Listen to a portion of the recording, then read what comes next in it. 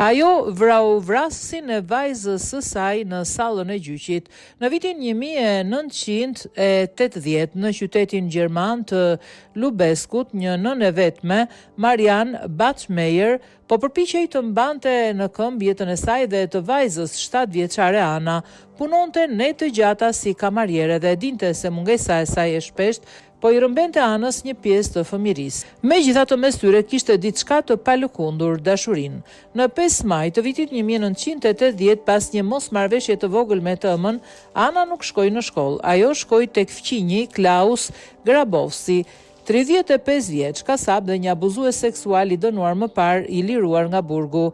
Atë ditë, Grabowski e mbajti Anën penge, dhunoi dhe më pas e mbyti trupin e saj e fshehu pranë një kanali. E fejuara e tij e tmerruar nga ajo që kishte zbuluar lajmëroi policin. Grabowski u arrestua po atë mbrëmje.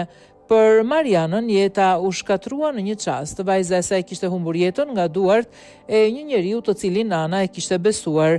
Gjyqi nisi në mars të vitit 1981. Marian ishte e pranishme në çdo seancë, ulur në rreshtin e parë. Ajo dëgjoi Grabowskin të pranonte vrasjen, por edhe ta fajsonte Anën, duke pretenduar se fëmia 7 vjeçar kishte tentuar ta joshte dhe ta shantazhonte. Një burr i rritur po e shpallte vajzën e saj fajtore për vdekjen e vet. Në 6 mars vitit 1981, në ditën e 3 të gjyqit, Marian hyri në sallë me një pistolet të fshehur në çantë. Ajo ju ofrua Grabowskit nga pas dhe qelloi atë 8 herë. 7 plumba e goditën. Ai vdiq pothuajse menjëherë. Marian nuk u largua, qëndroi aty në pritje të policisë. Doja ta vrisja, tha ajo më vonë. Ai vrau vajzën time. Gjyqi i saj filloi në dhjetor 1982. Fillimisht u akuzua për vrasje, por akuza u ul në vrasje nga pakujdesia e rëndë. Prokuroria argumentoi se veprimi ishte i planifikuar, mbrojtja këmbguli se ajo kishte vepruar në një tronditje emocionale të pakontrollueshme.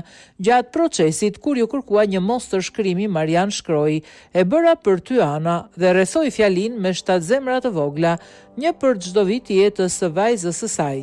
Në 2 mars 1983 ajo u dënua me 6 vjet burg, vuajti vetëm 3.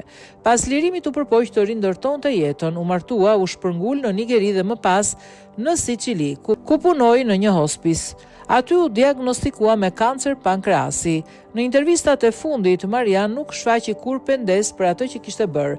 Tha se qëllimi i saj kishte qenë një, të ndalte vrasësin nga përhapja e gënjeshtrave për Anën. Në 17 shtator 1996, Marian vdiq në moshën 46 vjeç. Ajo varros pranë vajzës së saj në Lubesk. 2 jetë, një varë dhe një pyetje që ende na ndjek. Kur sistemi dështon të mbrojë të pafajshmit, çfarë është drejtësia? Për Marian përgjigja ishte gjithmonë e njëjtë. Ajo e bëri për Anën.